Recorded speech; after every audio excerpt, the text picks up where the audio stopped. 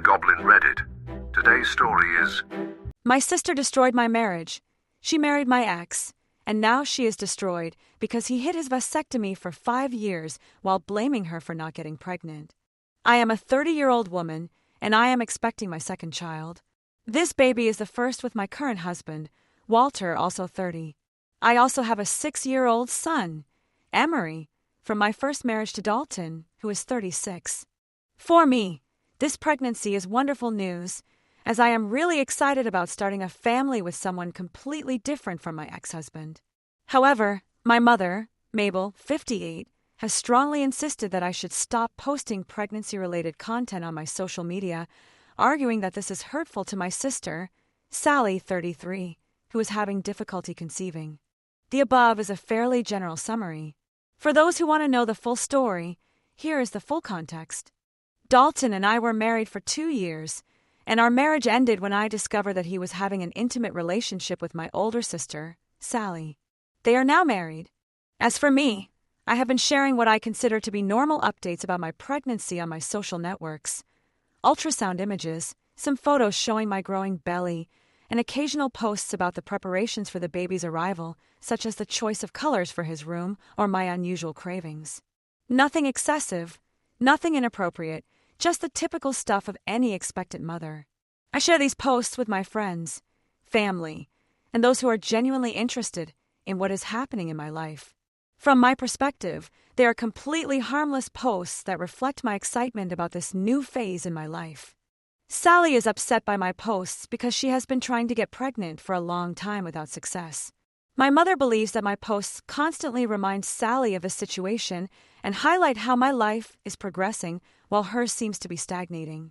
She also mentioned that my posts could give the impression that I am bragging about the growth of my family, while Sally's remains unchanged. One particular thing my mother mentioned that stood out to me was that by posting about my pregnancy, I am making Sally seem like the wrong choice for Dalton. That says more about Dalton than anything else. My mother even suggested that I should stop talking about my pregnancy completely, both on social media and in person. She thinks it's my responsibility to protect Sally's feelings, even if it means hiding this very important and happy part of my life from everyone. I was extremely surprised when she expressed this because it seemed tremendously unfair and impractical to me. I'm pregnant, and I shouldn't have to hide it. It's not like I'm directly tagging Sally in my posts or sending her updates about my status. What also makes me uncomfortable now is Sally's audacity. She actually had the nerve to ask me, through my mother, to stop sharing information about my pregnancy because it annoys her. This is the same sister who betrayed me in the worst way imaginable. She destroyed my marriage, and now she expects me to silence my happiness for her comfort. I know it wasn't entirely her fault. Dalton played a part too, and I'm really angry with both of them, but Sally is my sister, and she should never have done this to me. It's not about jealousy. I don't envy her life or her choices. In fact, I think they're pretty unfortunate. I just can't get over how she made me feel. It hurt me deeply, and instead of taking responsibility, she acts as if she were the victim, as if everything bad happened to her. It's surprising that she thinks she can ask me for something like that.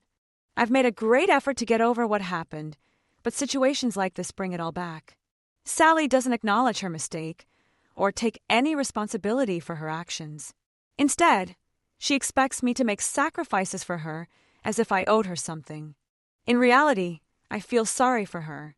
It's unfortunate that she can betray her own sister and still believe that she deserves compassion. It bothers me to allow her to make me feel guilty for hiding my pregnancy or the fact that I am happy. I deserve to celebrate this moment, regardless of how she feels about it. I have made the decision to keep my posts and continue to share updates about my pregnancy. I'm not going to clutter anyone's feed with baby-related content, but I'm also not going to hide this very important part of my life. I deserve to celebrate this stage, just as anyone else would. And if Sally is bothered by it, that's her problem. It's not like I'm worried about her feelings right now.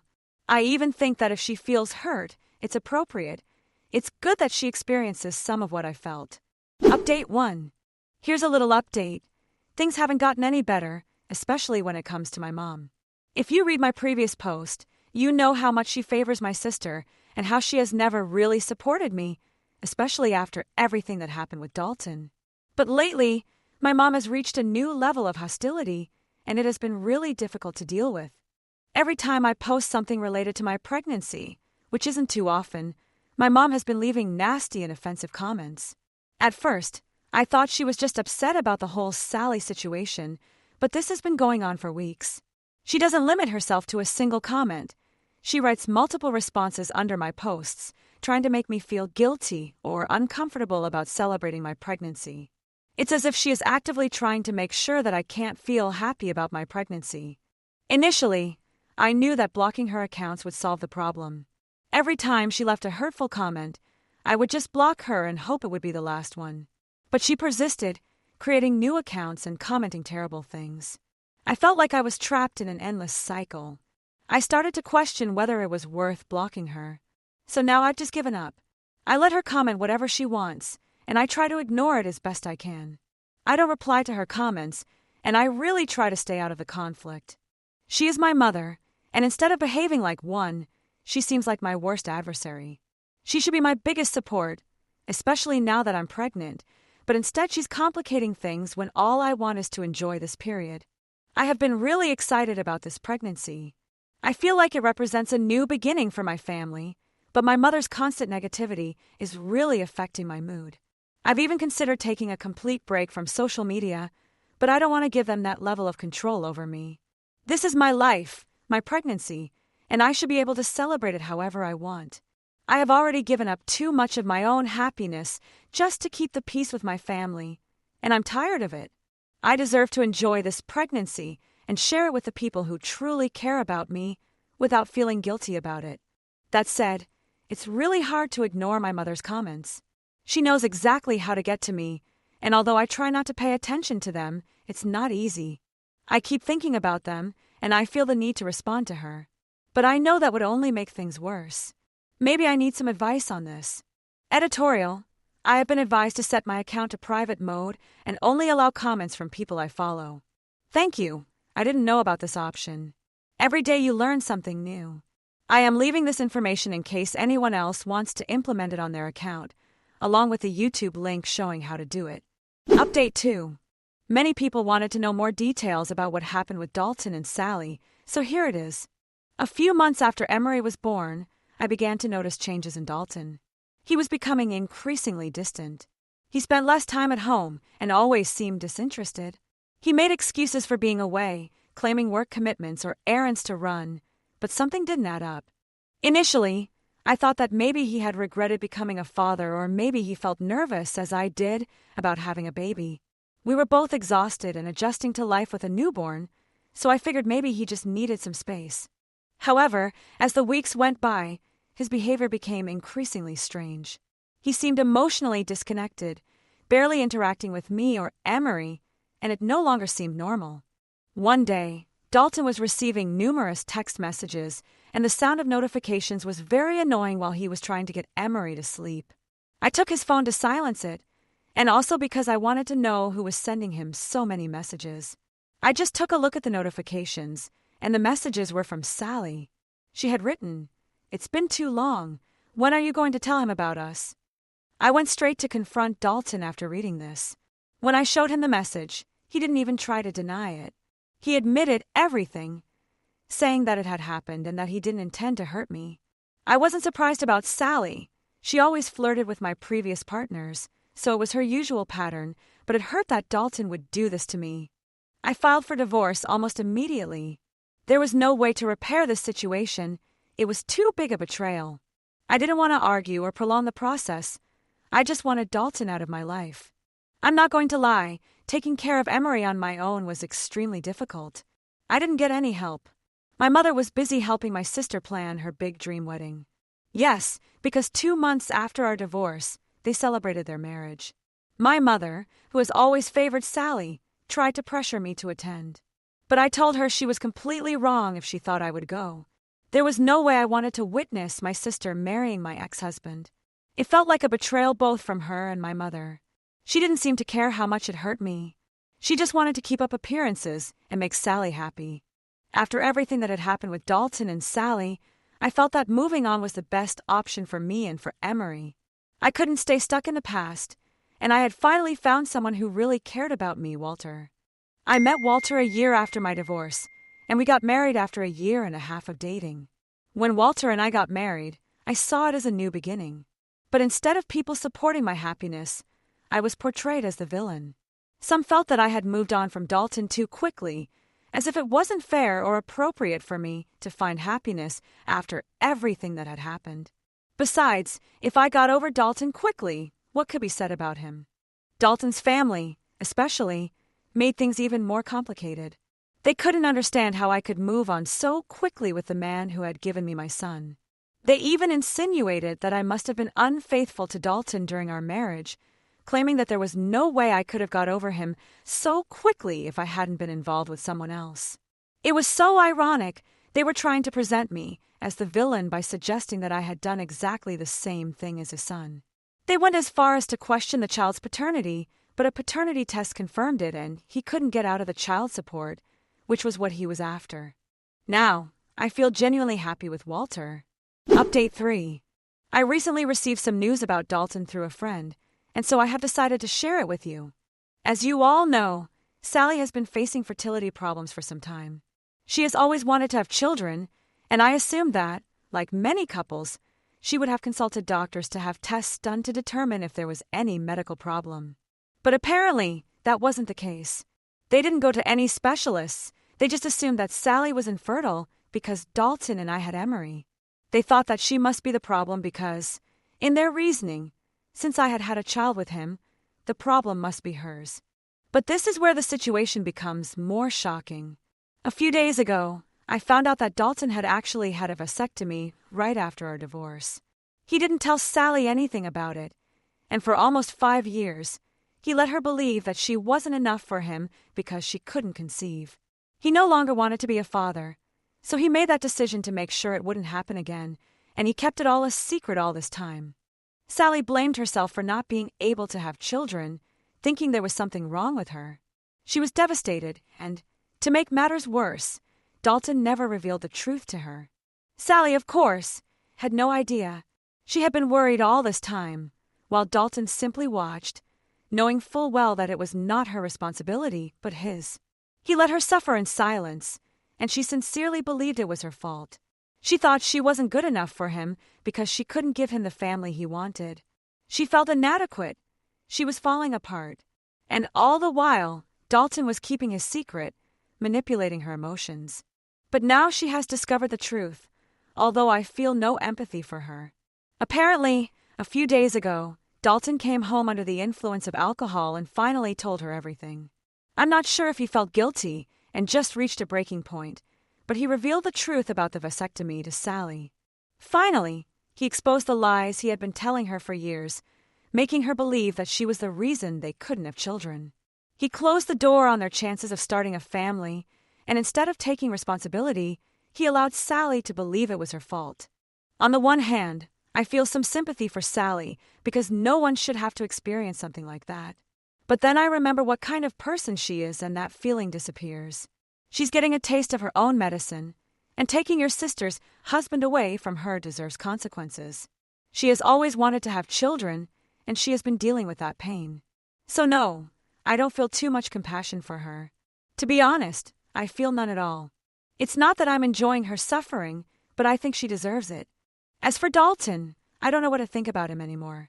It's bad enough that he cheated on me with my sister, but now this. It's left me speechless. I'm not surprised, but it has left me with nothing to add. I could probably associate some unflattering adjectives with his name, but it would be a waste of time because we can all imagine them.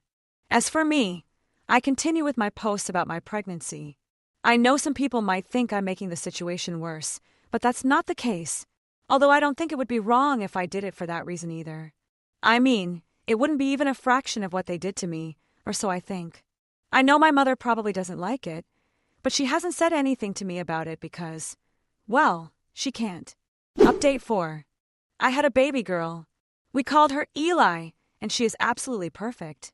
When Eli was born, a small part of me thought that my mother might finally have a change of heart. Despite all the hurtful things she has said and done, I hoped she might put it all aside for the sake of her new granddaughter.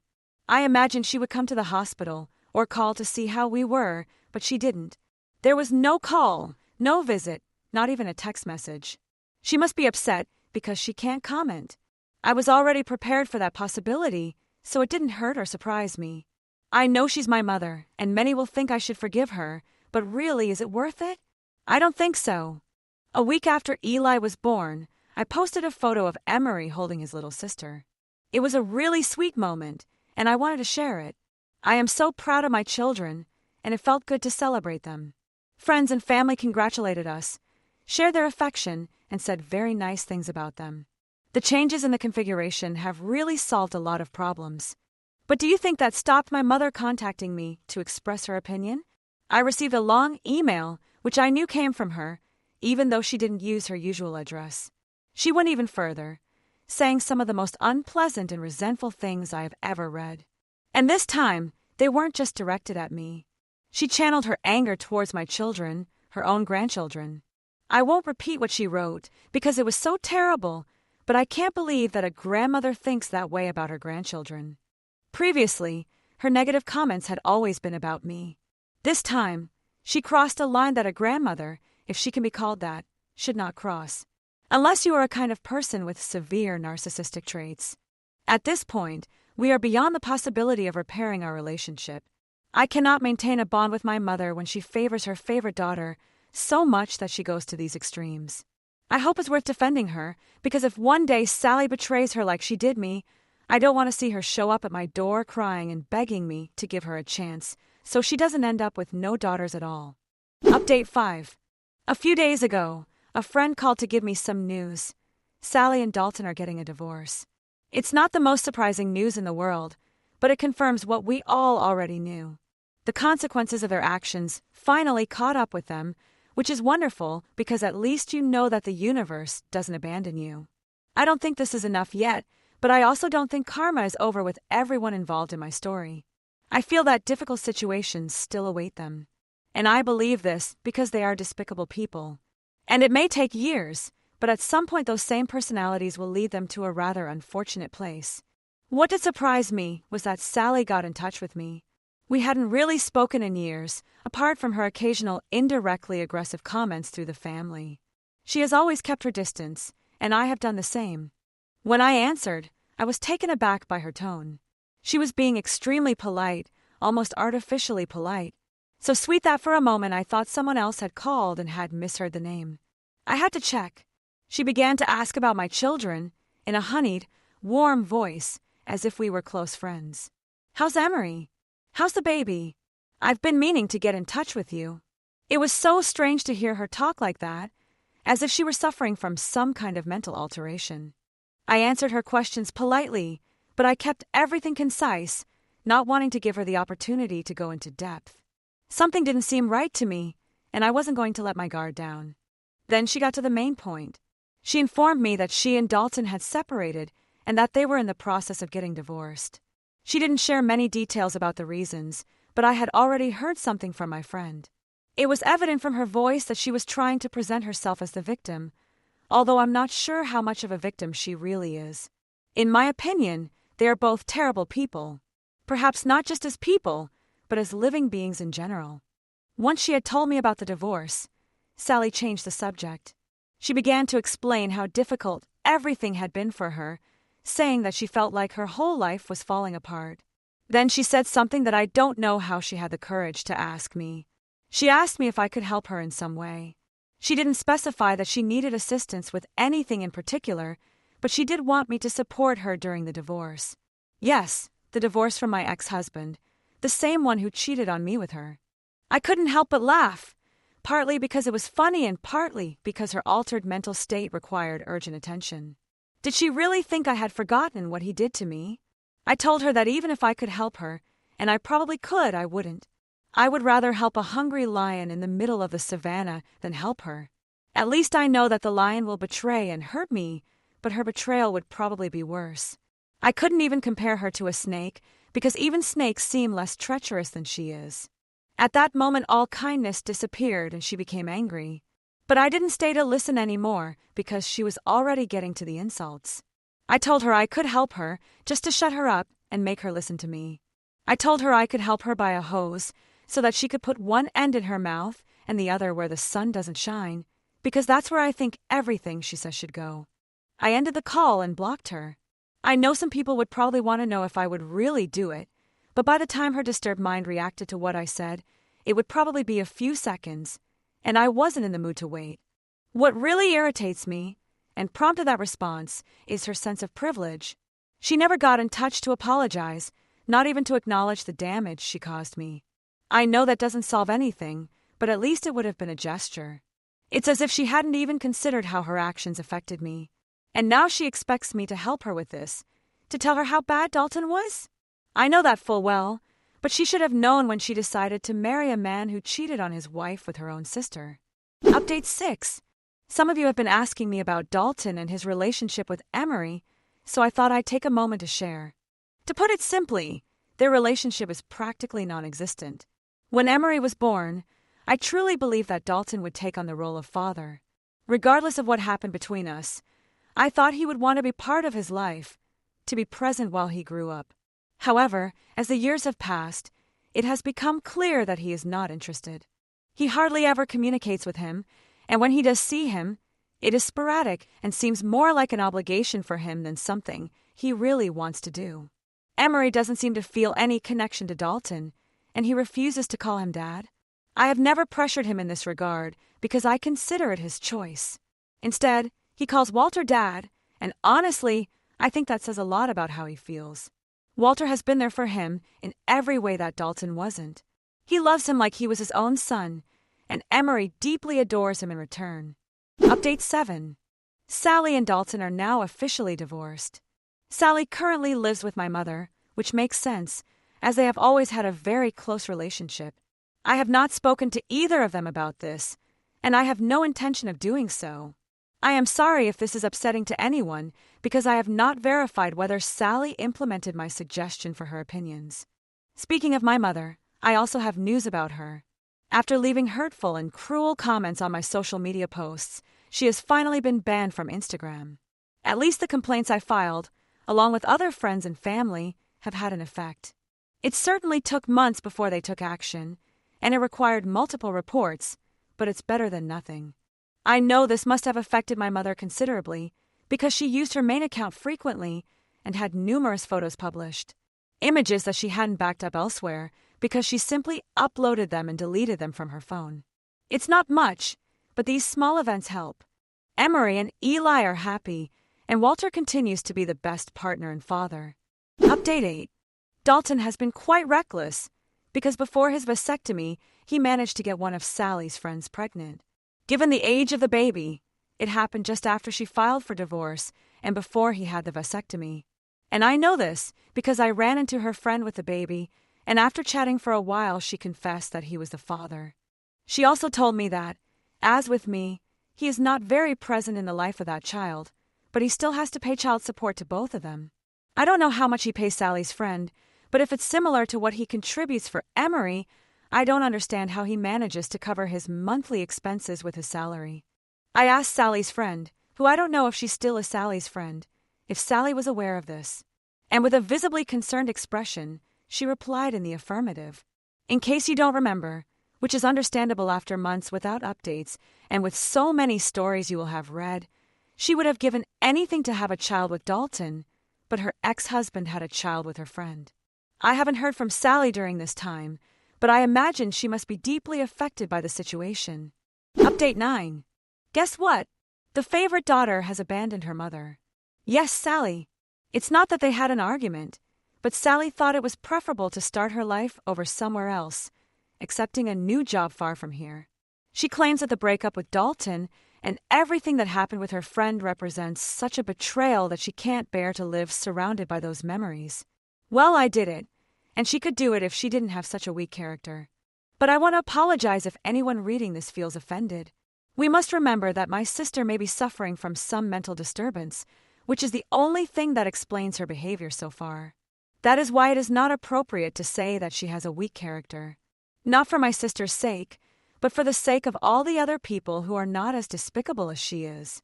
My mother has changed her phone number, which they have confirmed to me, to call me and tell me this. As well as informing me that she needed help, since not even Sally would be available to assist her. She had fallen a few weeks ago, hitting herself quite hard, and had to rest for a few days. It was nothing serious, she didn't break any bones, but it was strong enough to scare her. I feel a certain amount of compassion for her, although not really that she had to spend time changing her number for this, informing all her contacts, updating it on all the platforms where she had used her previous number, such as banks and social networks. And all for nothing, because my response was to ask her to consult with Sally when I called her. I then blocked that number too.